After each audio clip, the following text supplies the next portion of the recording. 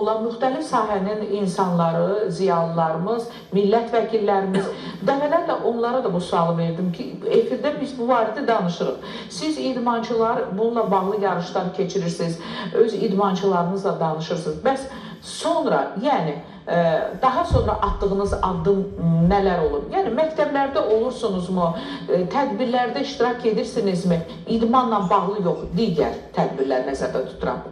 Könül xanım, mən özü bilirsiniz ki, Abşeron rayonu Mektəbə qəsəbəsində yaşayıram və çox gözəl mövzulara toxunursunuz. Təkcə öz idman zalımızda boks öyrətməklə, məhdçilik eləməklə İş bitmir. İş bitmir də, yəni biz buradan izləyirlər, hal-hazırda yaşadığım Mektəbad qəsəbəsində,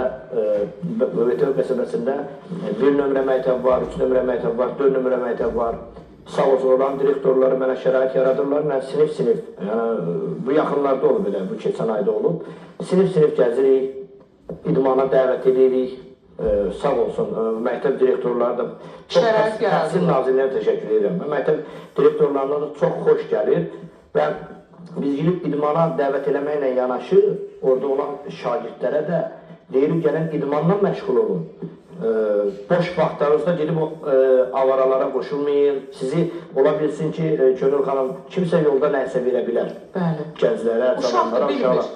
Onu qəbul eləməyin, götürməyin. Sizə narkotiki yaya bilərlər. Bizim içimizdə də olan... Siz bununla bağlı uşaqlara məlumat... Mektəbə qəsəbəsində 1 nömrə məktəbdə, 3 nömrə məktəbdə, 4 nömrə məktəbdə olduq. Oranın direktoruna təşəkkür edirəm, müəllim heyətinə təşəkkür edirəm. Bizə dəstək olurlar və biz də həmin gəncləri, yeniyetmələri idmana çağırış edirik, zallarımıza çağırış edirik və narkotikdən, tütün vasitələrindən uzaq olmağı tövsiyə edirik. Çox təəssüflər olsun ki, artıq o tütün